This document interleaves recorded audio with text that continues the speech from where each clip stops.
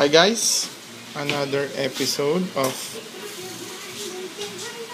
my review of the Cherry Mobile Titan. Today I will show you basically someone asked me on my second review about Skype kung hindi ba inverted yung video calling niya. The answer is no, it's not inverted, but you need to do this.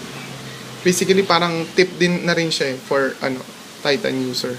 You just need to ensure na before you do Skype calling, this option is activated, the auto rotation option.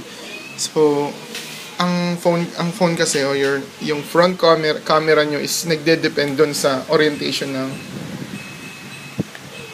phone nyo. So, dapat make sure na naka-on siya bago kayo mag-video call. So, para ipakita sa inyo yung actual, eto siya.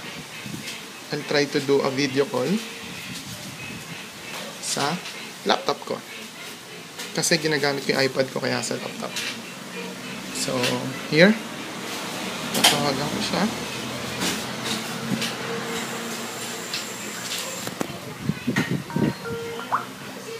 Oops. Ulit.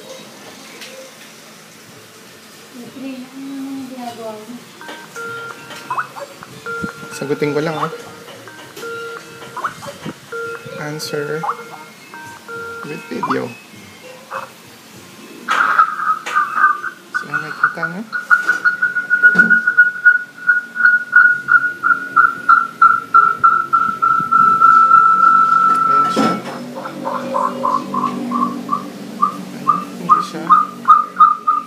Hindi siya inverted.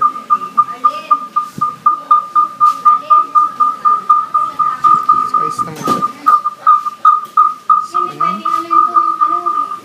Auto orientation, kung nilandscape mo siya, automatic mala-landscape naman siya. And hindi siya inverted. So, diba ko na? So, for now, that would be all.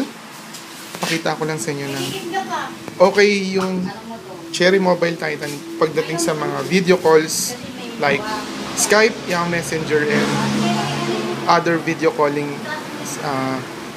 applications. So, thank you. Please subscribe para dun sa mga nakapanood and hit like. Thank you.